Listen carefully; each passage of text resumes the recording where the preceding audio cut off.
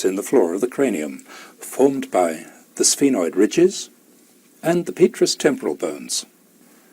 These divide the floor of the cranial cavity into three parts: the anterior cranial fossa, the middle cranial fossa, and the posterior cranial fossa.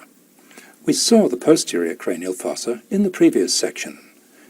In this section, we'll look at the main features of the anterior and middle cranial fossae.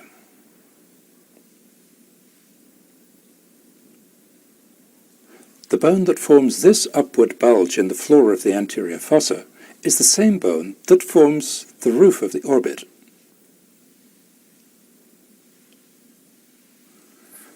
This crest in the midline is called the crista galli. On either side of it is a depression, the base of which is formed by these small areas of thin perforated bone, the cribriform plates. The cribriform plate forms the very narrow roof of the nasal cavity. Here we can see it from below. The filaments of the olfactory nerve, which transmits the sense of smell, pass through the openings in the cribriform plate. This flat area behind the cribriform plates is the roof of a cavity that we'll see later, the sphenoid sinus. Now we'll move back to the middle cranial fossa. The bone that forms the side wall and floor of the middle cranial fossa also forms, on the outside of the skull, the wall of the temporal fossa and of the infratemporal fossa. We've seen that this is the roof of the orbit. The bone that forms the anterior wall of the middle temporal fossa also forms part of the orbit. It forms this posterior part of the lateral orbital wall. This complicated raised area in the middle is called the sella turcica. The main features of the sella turcica are this deep depression, the pituitary fossa for the pituitary gland, this shallow groove for the two optic nerves, and these four projections, the anterior and posterior clinoid processes.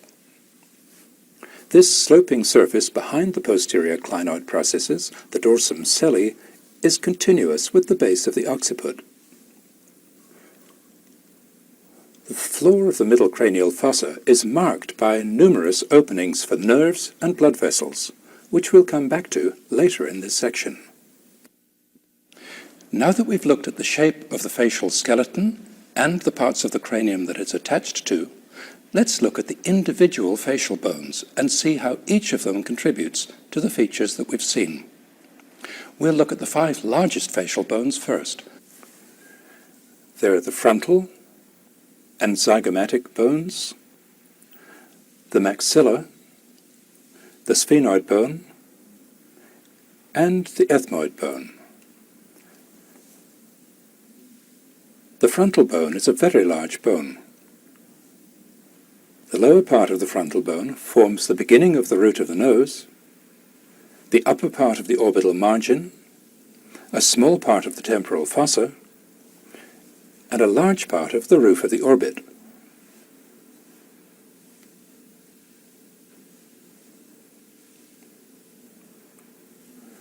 The frontal bone also forms most of the floor of the anterior cranial fossa.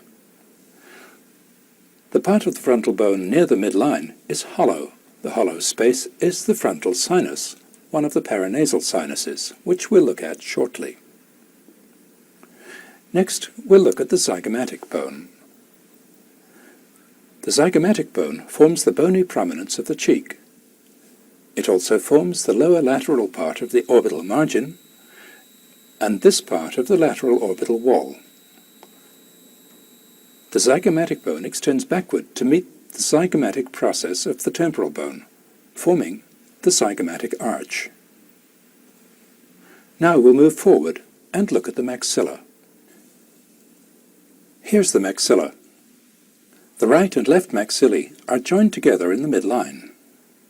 On each side, the maxilla forms the lower medial part of the orbital margin and almost all of the floor of the orbit.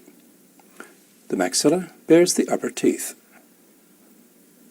On the underside, it forms much of the hard palate. The maxilla is hollow. It contains the largest of the paranasal sinuses, the maxillary sinus. To see the posterior part of the maxilla, we'll remove the zygomatic arch. Here's the back of the hollow part of the maxilla. Down here, the maxilla is joined to the bone behind it, the sphenoid bone. Apart from this attachment, the maxilla is separated from the sphenoid by this impressive cleft, which has a vertical part and a horizontal part. The vertical part of the cleft is called the pterygomaxillary fissure. The horizontal part of the cleft is called the inferior orbital fissure. The inferior orbital fissure, here it is from in front, separates the floor of the orbit, formed by the maxilla, from the lateral wall that's formed by the sphenoid.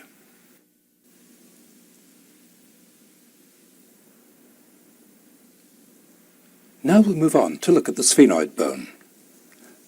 The sphenoid bone is extremely complex. It extends all the way from one side of the skull to the other. The sphenoid bone forms important parts of the underside and outside of the skull, and it forms part of the orbit.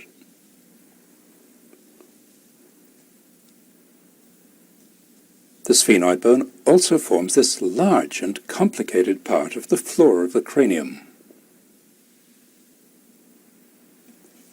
Here's a sphenoid bone all by itself. The sphenoid bone has a central part, and on each side 3 major projections: the lesser wing, the greater wing, and the pterygoid process.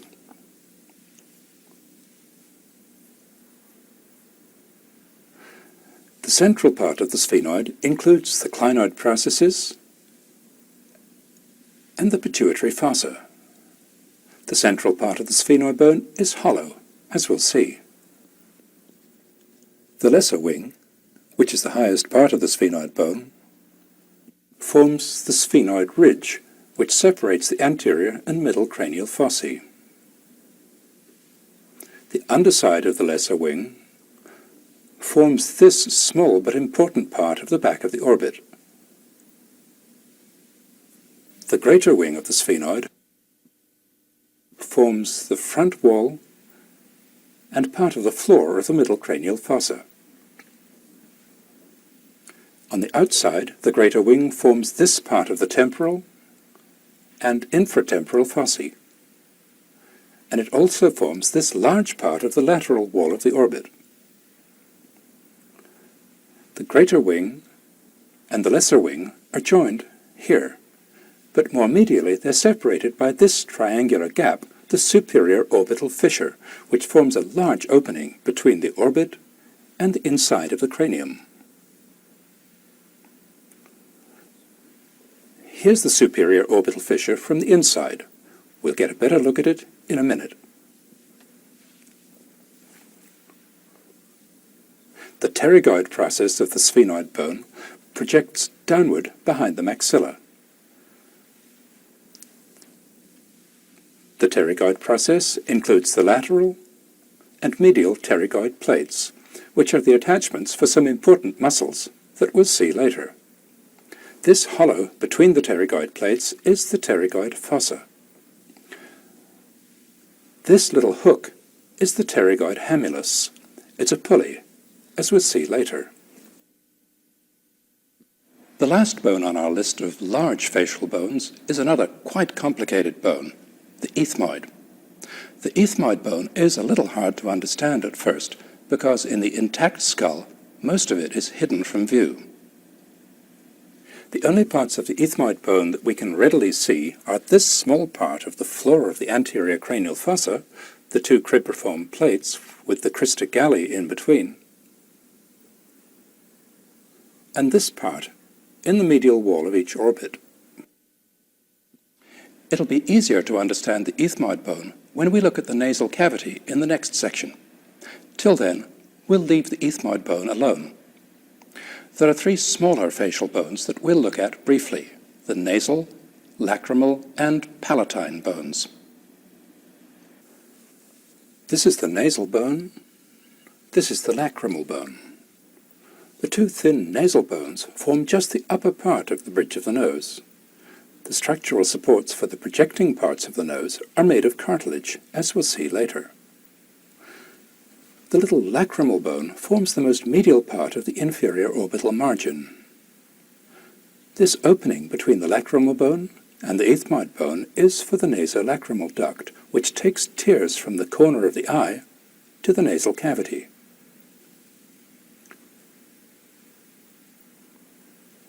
Last of all, we'll look at the palatine bone. Here's the lower part of it. On each side, the palatine bone forms the posterior part of the hard palate and part of the side wall of the nasal cavity. We'll get a better look at the palatine bone when we look at the nasal cavity. Now we'll move on to take a look at the openings in the floor of the anterior and middle cranial fossa that we saw earlier. We'll look at three openings that pass forwards,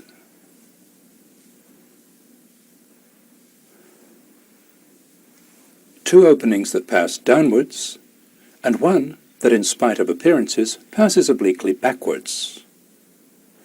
We'll start with the ones that pass forwards. This round opening, just in front of the anterior clinoid process, is the optic canal for the optic nerve. Lateral to it, this large triangular opening is the superior orbital fissure, which we've seen already. Numerous nerves and blood vessels pass through it into the orbit. Below and behind the medial end of the superior orbital fissure, this smaller round opening, the foramen rotundum, is for the maxillary branch of the trigeminal nerve. We'll put this pointer in the foramen rotundum and go round to the outside.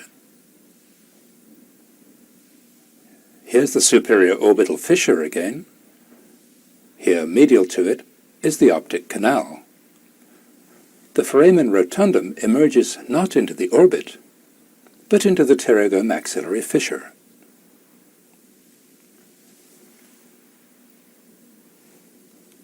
The two openings that pass downward are the foramen ovale, for the mandibular branch of the trigeminal nerve, and just behind and lateral to it, the foramen spinosum, for the middle meningeal artery. To see where those two come out, we'll go round to the underside.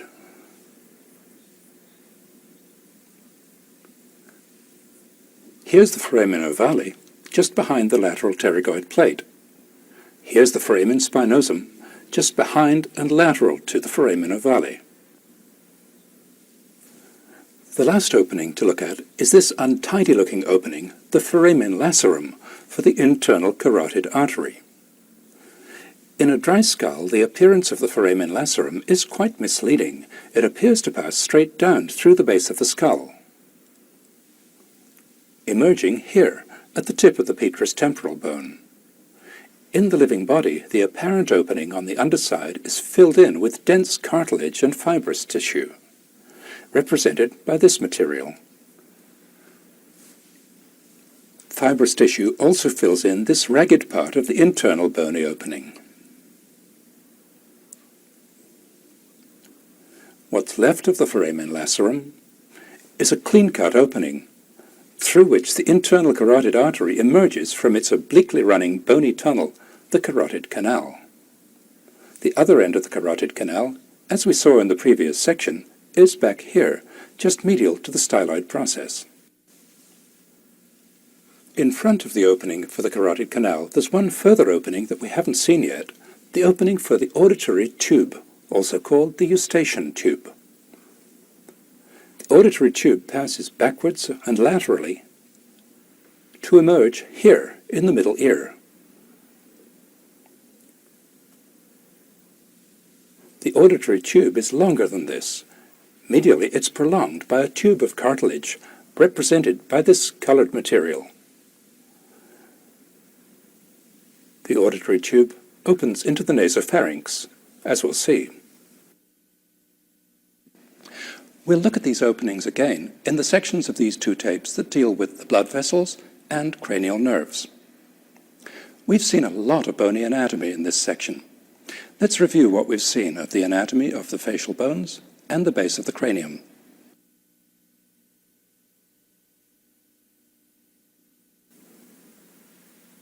Here's the frontal bone, the zygomatic bone, the maxilla, the sphenoid bone, and the ethmoid bone. Here's the nasal bone, the lacrimal bone, and the palatine bone.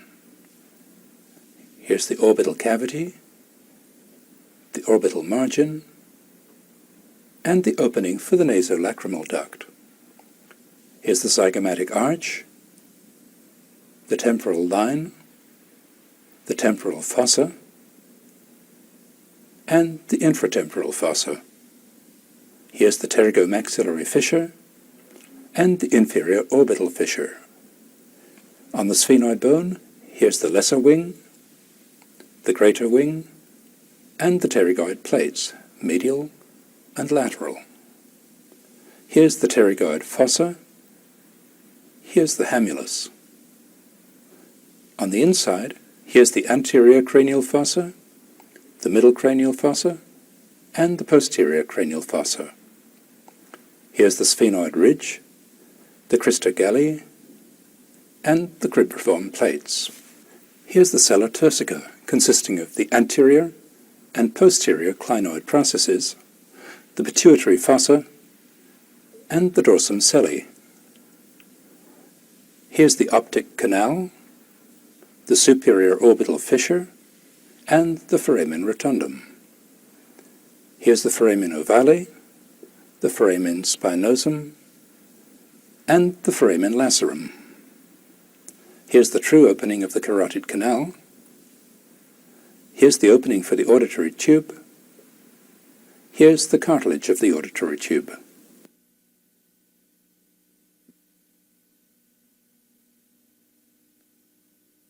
That brings us to the end of this section on the bony anatomy of the facial skeleton and the base of the skull.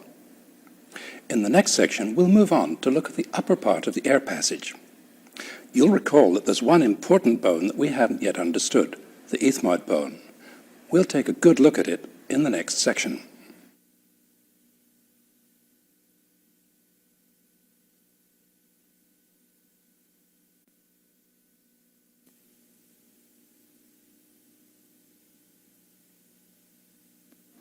In the next 3 sections, we'll look at the parts of the head and neck that are involved in 2 vital functions, breathing and eating and drinking.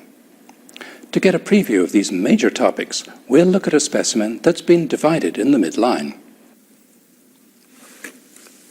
The passage for air and the passage for food and liquid begin separately at the nose and the mouth. Air passes backward through the nasal cavity and the nasopharynx. Food and liquid pass backward through the oral cavity. The 2 passages unite here.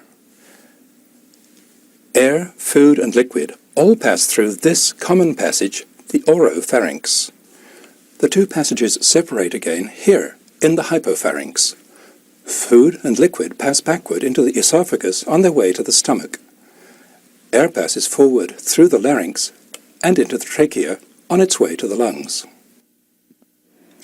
So, the lines of travel for air and for food and liquid cross over in the oropharynx.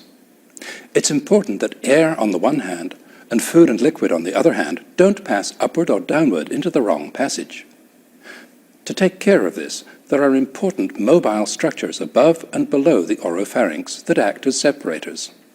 These are the soft palate above and the epiglottis and vocal cords below.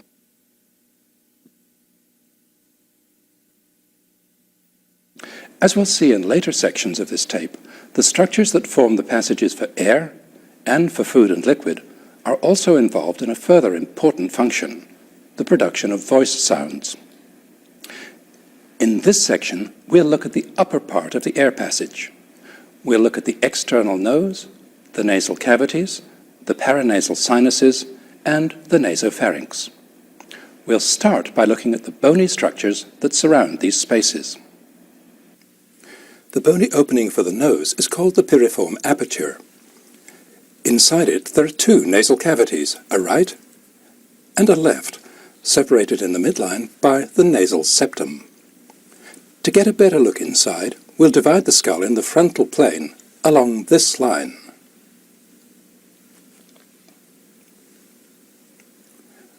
There's a lot to see here. Let's get ourselves oriented. Here's the hard palate. Here's the floor of the anterior cranial fossa. Here are the medial walls of the orbits. Here are the two nasal cavities. The septum dividing them is a little off-center, which is not unusual. The roof of each cavity, formed by the cribriform plate, is very narrow. The medial wall of each nasal cavity, formed by the septum, is smooth and featureless. So is the floor.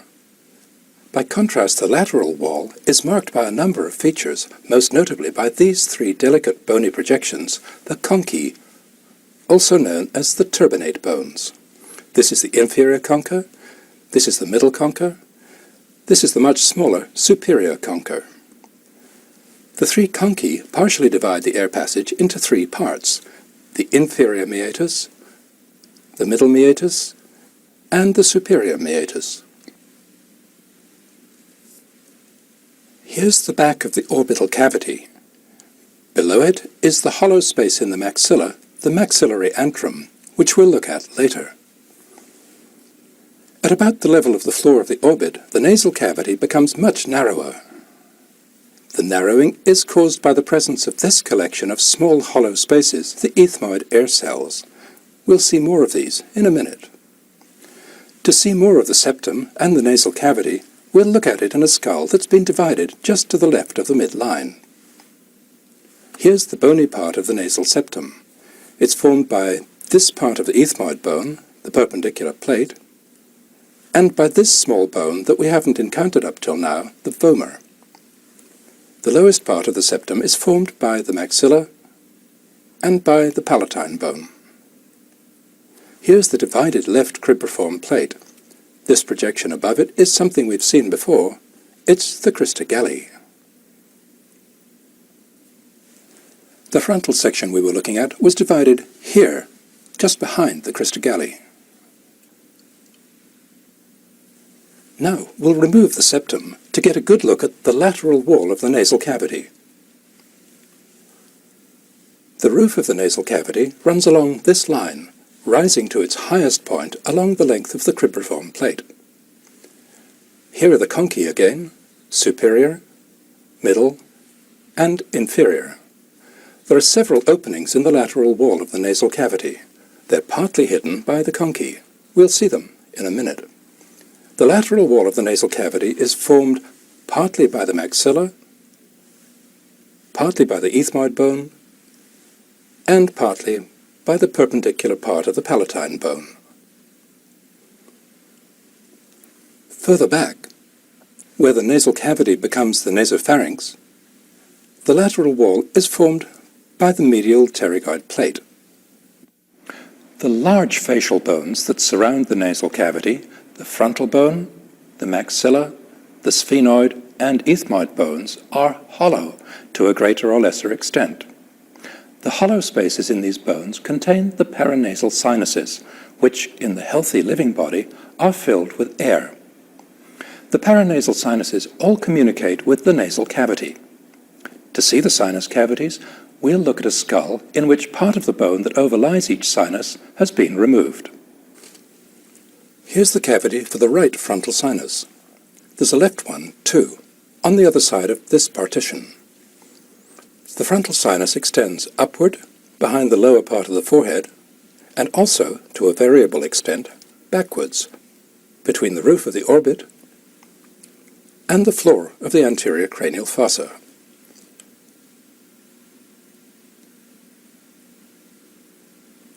Here's the cavity for the right maxillary sinus, also known as the maxillary antrum. It extends backwards to the part of the maxilla that borders the pterygomaxillary fissure. It extends downwards almost to the root of the upper molar and premolar teeth. The medial wall of the maxillary sinus is also the lateral wall of the nasal cavity. Its roof forms a large part of the floor of the orbit.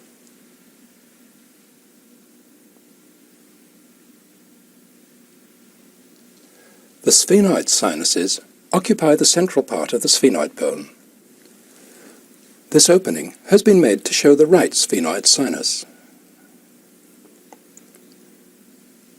To see it better, we'll look at the skull divided in the midline. Here's the right sphenoid sinus again. Above the sphenoid sinus is the floor of the anterior cranial fossa and the sella turcica. Behind it is the basilar part of the occipital bone. In front of it is the high part of the nasal cavity. Below it is the roof of the nasopharynx. Lastly, we'll come round to the front to look at the collection of small cavities that contain the ethmoid air cells, collectively referred to as the ethmoid sinus. These extend from just behind the nasolacrimal duct all the way back along the medial wall of the orbit. As we've seen already, the ethmoid air cells lie between the medial wall of the orbit and the lateral wall of the upper part of the nasal cavity. Before we go further, we need to catch up on something that we left unfinished in the previous section, understanding the ethmoid bone. We've encountered the various parts of the ethmoid bone, but till now we've put off seeing the whole of it. We'll do that now. Then we'll come back and look at the openings of the paranasal sinuses. The ethmoid bone is a fragile coalition of parts. The best way to see all of them is to go back to the skull that was divided in the frontal plane. All of this is the ethmoid bone. This part, the perpendicular plate of the ethmoid, forms a large part of the bony nasal septum. This upward projection is the beginning of the crista galli, which rises up in the floor of the anterior cranial fossa. On each side of the crista galli are the cribriform plates, which we've seen already from above and from below. The most lateral part of the ethmoid bone is this paper-thin layer, the lamina papyracea, which forms this part of the medial wall of the orbit. Between the lamina papyracea and the upper part of the nasal cavity are the ethmoid air cells, as we've seen. The superior and middle conchae are also parts of the ethmoid bone. The ethmoid bone is joined to the frontal bone above, the maxillae below, and the central part of the sphenoid bone behind. Now that we've seen the ethmoid bone, we'll return to the cavities for the paranasal sinuses and see how they connect with the nasal cavity. We'll look at the openings for the frontal and maxillary sinuses first. Here's the frontal sinus cavity. Here's the maxillary sinus cavity, seen through an artificial opening. The frontal and maxillary sinuses both open in this complex area beneath the middle concha, which we need to look at in more detail. In a dry skull, there are two large irregular openings from the nasal cavity into the maxillary sinus, separated by this flake of bone, the uncinate process. In the living body, all of this opening and much of this one are closed off by soft tissue. The real opening of the maxillary sinus is back here. If we look in from in front, we can see that the opening is quite high on the medial wall of the maxillary antrum. The frontal sinus opens into the nasal cavity by way of a narrow passage, the frontonasal duct. The frontonasal duct starts above the uncinate process and runs upward and forward to reach the frontal sinus.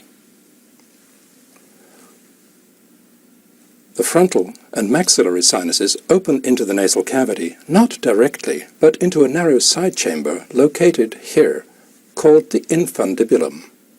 The infundibulum isn't apparent in a bony specimen. We'll see it when we look at the soft tissues. Now we'll look at the openings for the other sinuses.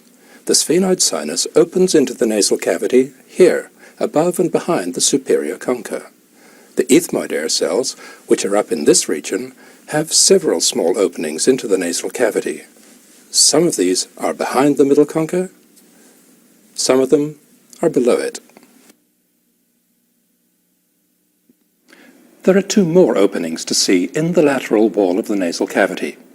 The opening for the nasolacrimal duct, or tear duct, and an opening for nerves and blood vessels, the sphenopalatine foramen. As we've seen, the bony passage for the nasolacrimal duct starts here. The nasolacrimal duct, which is quite short, passes downwards and backwards to open beneath the inferior concha. Here's its opening.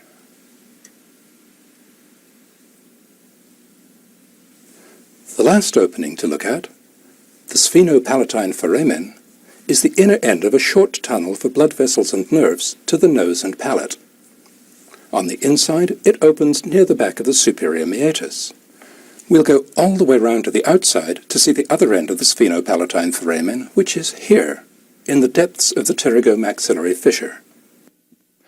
Now that we've seen the bony features of the nasal cavity, we'll move back and look at the bones that surround the nasopharynx.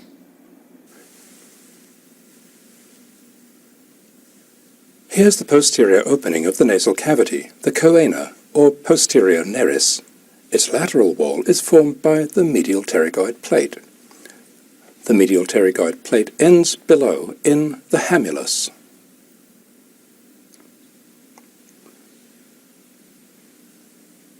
This piece of colored material represents the cartilage of the auditory tube. The cartilage forms an incomplete tube, open on the underside. Close to the medial end of the cartilage is a group of openings in the base of the cranium that we've seen before from a different angle: the foramen ovale, foramen spinosum, the opening of the carotid canal, and the jugular foramen. The roof of the nasopharynx, formed by the underside of the sphenoid and the basal part of the occipital bone, slopes downward toward the foramen magnum. To complete our picture of the bones around the nasopharynx, we'll add the cervical vertebrae. Here's the anterior arch of the atlas, and here's the odontoid process of the axis. Now, let's review what we've seen of the bony structures that surround the upper part of the air passage.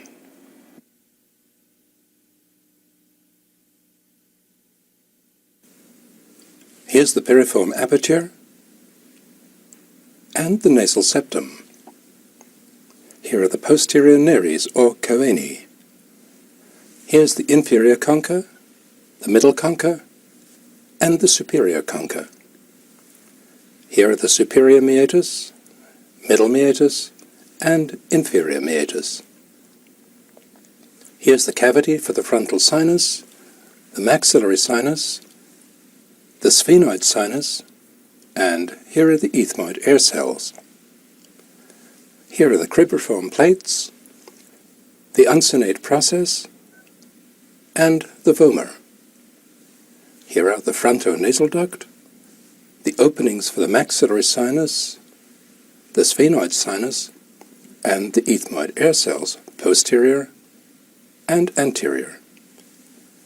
Here are the openings for the nasolacrimal duct and the sphenopalatine foramen.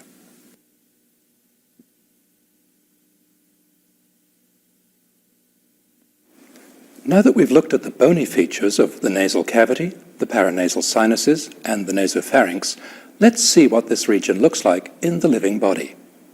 We'll start with the entry to the air passage that forms such a distinctive feature of the face, the external nose. The skin over the upper, bony part of the nasal framework is thin and mobile. The skin over the lower, cartilaginous part is thicker and fixed to the underlying structures. The openings which form the beginning of the air passage are the nostrils, also called the anterior nares. We'll remove the skin from one half of the nose so that we can see the underlying structures. The edge of the bony opening for the nose, the piriform aperture, is here. Here's the nasal bone. The two nasal bones, united in the midline, form the bridge of the nose down to here. From here, almost to the tip, the bridge of the nose is formed by the front edge of the septal cartilage, which we'll see more fully in a minute. On each side, the framework of the nose is formed by two slender pieces of cartilage, the lateral cartilage and the alar cartilage. The lateral cartilage is thin and flat. In front, it's continuous with the septal cartilage. The alar cartilage has two parts, the lateral crus and the medial crus. The lateral crus forms the curved outer framework of the nostril. The medial crus turns sharply backwards, ending here. Together, the two medial crura form the framework of the lowest, most anterior part of the nasal septum, which is called the columella. To get a good look at the nasal septum, we'll divide the bone and soft tissues along this line and remove the left side of the face.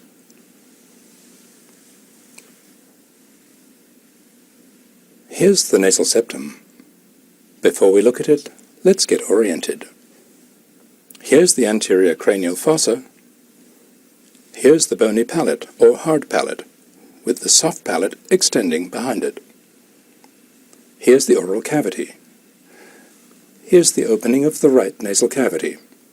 Behind it is the nasopharynx, which we'll look at in a minute. The nasal septum extends from here behind to here in front. This small part of the septum is covered with skin. The rest of it is covered with this layer of mucous membrane. We'll remove a small piece of the mucous membrane so that we can appreciate its thickness. The highest part of the septum is the specialized olfactory area. It contains some of the fibers and nerve endings of the olfactory nerve, which are the sensory receptors for our sense of smell. The cribriform plate, which the olfactory nerve fibers go through, is at this level. Now we'll remove all the mucous membrane from the septum so that we can see the underlying cartilage and bone. This part of the septum is bone, as we've already seen. This part is formed by the septal cartilage. In this specimen, there's an unusual defect in the cartilage here. In front, the septal cartilage forms the bridge of the nose down to here, then runs downward and backward to attach to this bony prominence on the maxilla, the anterior nasal spine. Now we'll remove the whole of the nasal septum so that we can see the lateral wall and floor of the nasal cavity. The inside of the nostril, up to the lower border of the lateral cartilage, which is here, is called the nasal vestibule. It's lined with skin. The rest of the nasal cavity is lined with mucous membrane. Here are the conchae, superior, middle, and inferior. The mucous membrane that covers them is richly supplied with mucus glands and with blood vessels. The complex surfaces of the conchae have important functions in humidifying the inspired air and warming it. This olfactory area, like the corresponding area on the septum, contains olfactory nerve fibers and nerve endings. All the paranasal sinuses and the nasolacrimal duct for the tears open into the nasal cavity. To see their openings into the nasal cavity, we'll remove the conchae. The inferior concha was here.